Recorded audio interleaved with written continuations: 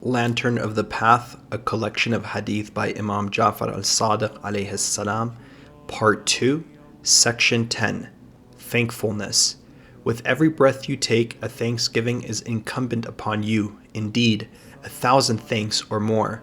The lowest level of gratitude is to see that the blessing comes from Allah irrespective of the cause for it, and without the heart being attached to that cause. It consists of being satisfied with what is given. It means not disobeying Him with regard to His blessing or opposing Him in any of His commands and prohibitions because of His blessing. Be a grateful bondsman to Allah in every way, and you will find that Allah is a generous Lord in every way. If there were a way of worshipping Allah for His sincerest bondsmen to follow more excellent than giving thanks at every instance, He would have ascribed to them the name of this worship above the rest of creation. Since there is no form of worship better than that, He has singled out this kind of worship from other kinds of worship, and has singled out those who practice this kind of worship, saying, "Very few of my servants are grateful," in chapter 34, verse 13. Complete thankfulness is to sincerely repent your inability to convey the least amount of gratitude, and expressing this by means of your sincere glorification of Allah. This is because fitting thanks is itself a blessing bestowed upon the bondsman, for which he must also give thanks.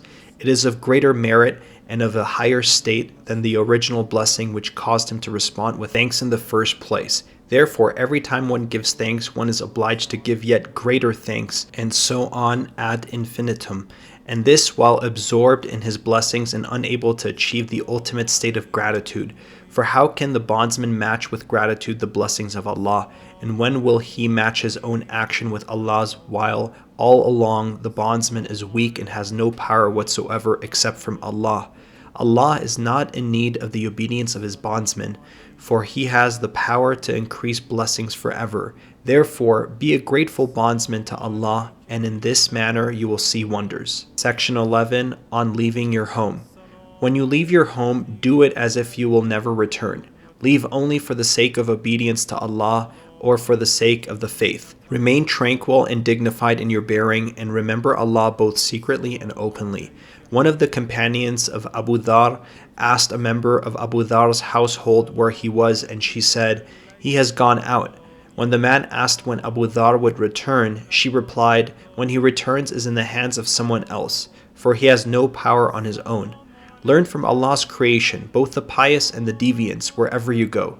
Ask Allah to place you among His sincere and truthful bondsmen, and to join you to those of them who have passed on, and to gather you in their company. Praise Him and give thanks for the appetites He has made you avoid, and the ugly actions of the wrongdoers from which He has protected you. Lower your gaze from carnal appetites and forbidden things, and pursue the right course on your journey. Be vigilant, fearing Allah at every step, as if you were crossing the straight path. Do not be distracted. Offer a greeting to His people, both giving it first and answering with it. Give help to those who ask for it in a righteous cause. Guide those who are lost and ignore the ignorant. When you return to your home, enter it as a corpse enters the grave, its only concern being to receive the mercy and forgiveness of Allah. Section 12, on reciting the Quran. Whoever recites the Quran and does not humble himself before Allah, whose heart is not softened, nor regret and fear provoked within him, undervalues the immensity of Allah's affair and is in a clear state of loss. The person who recites the Quran needs three things: a fearful heart, a tranquil and receptive body, and an appropriate place to recite. When his heart fears Allah, then the accursed Satan flees from him. As Allah said, when you recite the Quran, seek refuge with Allah from the accursed shaitan, in chapter 16, verse 98. When he frees himself of all attachments, then his heart is devoted to recitation, and nothing impedes him from obtaining the blessing of the light of the Quran and its benefits. When he finds an empty place and withdraws from people, having acquired the two qualities of humility of heart and tranquility of body, then his soul and his innermost being will feel communion with Allah, and he will discover the sweetness of how Allah speaks to His right-acting bondsmen, how He shows His gentleness to them and singles them out for all the varieties of His marks of honor and wondrous signs. If he drinks a cup of this drink, He will never prefer any other state to this, nor any other moment to this. He will prefer this to every act of obedience and devotion, since it contains intimate conversation with the Lord without any intermediary. So be aware of how you read the book of your Lord, the guardian to whom you aspire, how you respond to his commands and avoid his prohibitions, and how you observe his limits, for it is a mighty book. Falsehood shall not come to it from before it nor from behind it. A revelation from the wise, the praised one, in chapter 41, verse 42. Therefore, recite it in an orderly manner and contemplatively, and adhere to the limits of his promise and his threat. Reflect on its examples and warnings. Be aware of paying undue respect to the recitation of its letters while failing to observe the legal limits contained therein. Section 13. Dress. The best adornment of the believer's garment is precaution, and the most blessed garment is belief. As Allah said, and clothing that guards against evil, that is best, in chapter 7, verse 26. Outward dress is a blessing from Allah in order to preserve the modesty of the sons of Adam alayhi salam. It is a mark of honor which Allah has given to the descendants of Adam alayhi salam. He did not give that honor to any other creature. It is given to the believers as a means of carrying out their obligations. Your best garments are those which do not distract you from Allah, those garments, in fact, which bring you closer to remembrance of Him and gratitude and obedience to Him. They do not, however, move you to pride, conceit, pretense, boastfulness, or arrogance. Those things are the scourge of the faith, and their legacy is hardness of heart. When you put on your clothes, remember that Allah veils your wrong actions with His mercy. You should clothe your inward part as you clothe your outward part with your garment. Let your inward truth be veiled in awe of Allah, and let your outward truth be veiled in obedience. Take heed of the overflowing favor of Allah, since He created the means to make garments for covering physical immodesty, and opened the gates for repentance, regret, and seeking succor, in order to veil the inward parts and their wrong actions and bad character. Do not expose anyone's faults when Allah has concealed worse things in yourself. Occupy yourself with your own faults and overlook matters and situations which do not concern you. Beware lest you exhaust your life in other people's actions and exchange your irreplaceable endowed wealth with someone else, thereby destroying yourself. Forgetting wrong actions brings about the greatest punishments of Allah in this world and is the most ample cause for punishment in the next. So long as the bondsman occupies himself with obeying Allah, with recognizing his own faults and leaving alone whatever might devalue faith in Allah, he is spared ruin and is immersed in the sea of Allah's mercy, attaining the gems and the benefits of wisdom and clarity. But as long as he forgets his own wrong actions, is ignorant of his own faults, and falls back on his power and strength, he will never be successful. Section 14. Showing off. Do not show off your actions to someone who neither gives life nor causes death, and who cannot take away from you your burdens. Showing off is a tree whose only fruit is hidden association of other gods with Allah, and its root is hypocrisy. The vain one will be told on the day of judgment, take what you consider to be the reward of your actions from those you took as your partners with me. Look to those whom you worshipped and called on, from whom you entertained hopes and whom you feared. And know that you cannot conceal anything inside of you from Allah. You will be deceived by yourself. Allah said, they desire to deceive Allah and those who believe, and they deceive only themselves and they do not perceive, in chapter 2, verse 9. Showing off most frequently occurs in the way people glance at others, speak, eat, drink, arrive somewhere, sit with others, dress, laugh, and in the way they perform prayers, pilgrimage, jihad, recitation of the Quran, and all outward acts of devotion. However, he who is sincere towards Allah, who fears Him in his heart, and who sees himself as lacking even after he has exerted himself with every effort, will find that Allah is contented with him as a result, and he will be among those whom one expects to be free from showing off and hypocrisy, provided he continues to be in that state. Section 15. Truthfulness. Truthfulness is a light which radiates its reality in its own world. It is like the sun, from whose reality everything seeks light without any decrees occurring in this reality. A truthful person, in fact, is a man who believes every liar due to the reality of his own truthfulness. It means that nothing which is opposed to truthfulness, nothing even which is not truthfulness, is permitted to coexist with it. Just as happened with Adam alayhi salam, who believed Iblis when he lied because Iblis had sworn a false oath to him, and there was no lying in Adam alayhi salam. Allah said, "We did not find in him any determination," in chapter 20, verse 115, because Iblis originated something previously unknown, both outwardly and inwardly.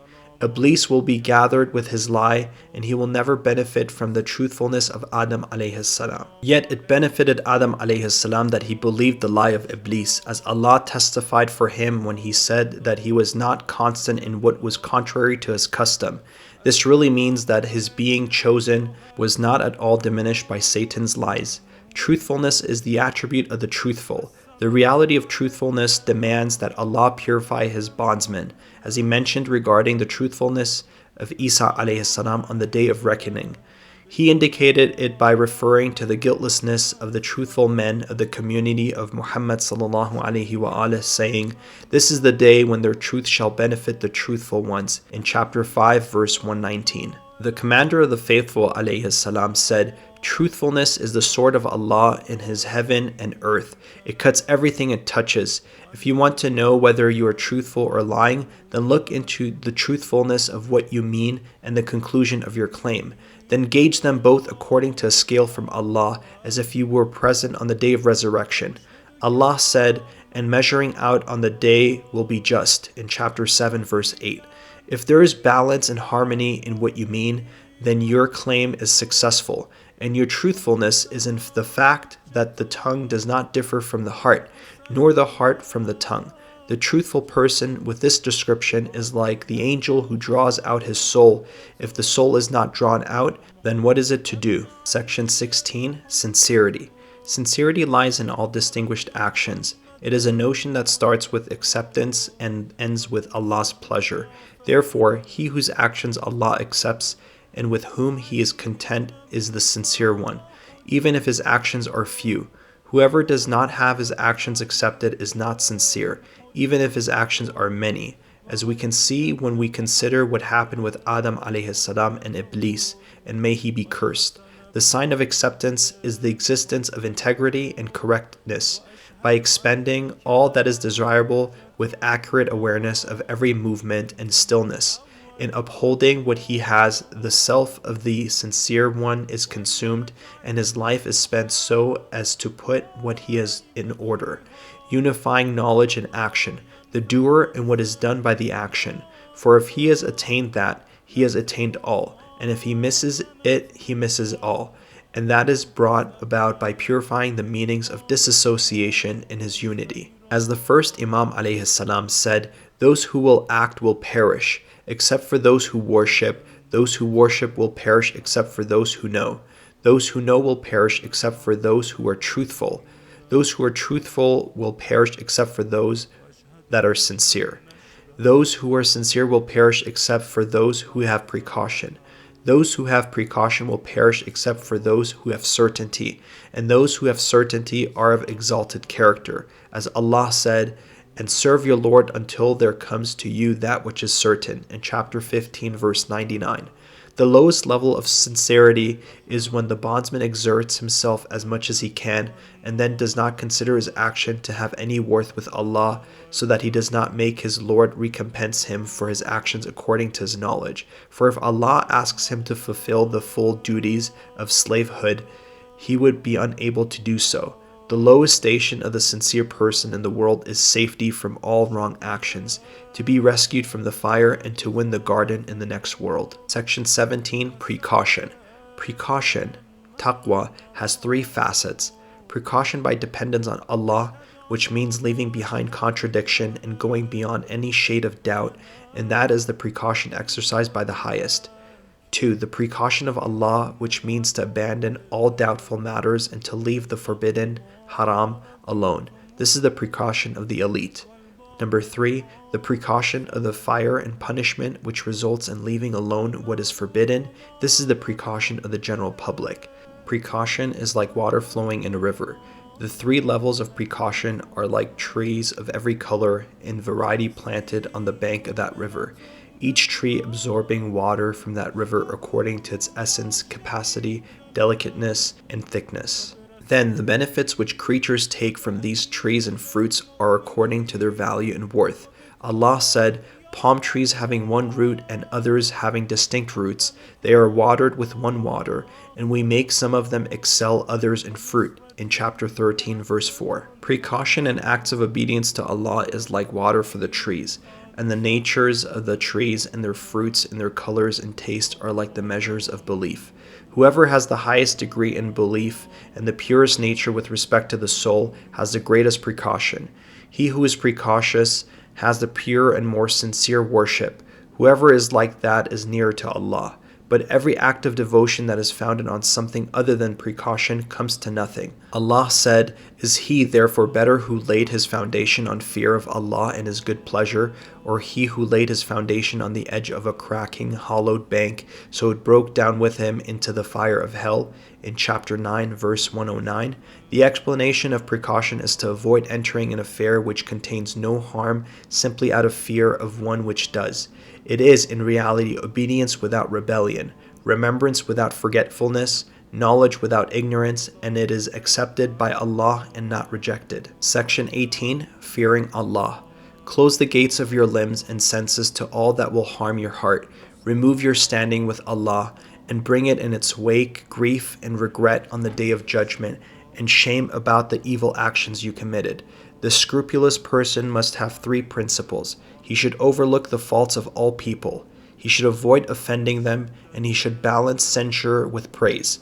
The basis of fearing Allah is to constantly take the self to account, to be truthful in one's words and pure in one's transactions, to leave every doubtful thing, to abandon every defect and doubt, to separate oneself from all which does not concern you, and not to open doors which you will not know how to close. Do not sit with anyone who obscures what is clear for you, nor with someone who takes the faith lightly. Do not question knowledge which your heart has no capacity for, and which you will not understand, of whoever said it, and cut off anyone who cuts you off from Allah. Section 19. Social interactions.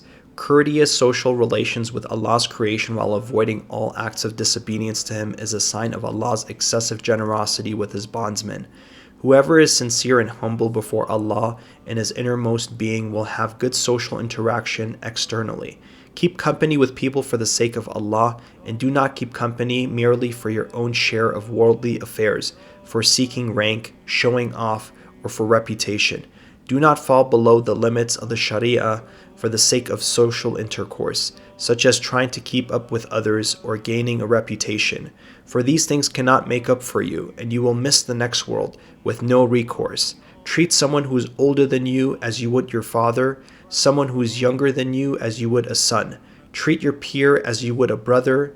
Do not abandon what you know to be certain within yourself for something heard from other people which you doubt. Be gentle when you enjoin good, and compassionate when you forbid evil. Never abandon a good counsel in any circumstance. As Allah said, speak to men good words in chapter 2, verse 83. Cut yourself off from what makes you forget to remember Allah when temptation distracts you from obedience to Him, for that comes from the friends and helpers of Satan. Do not allow the sight of them to move you to dissimulation with the truth, for that would be a terrible loss indeed. We seek refuge with Almighty Allah.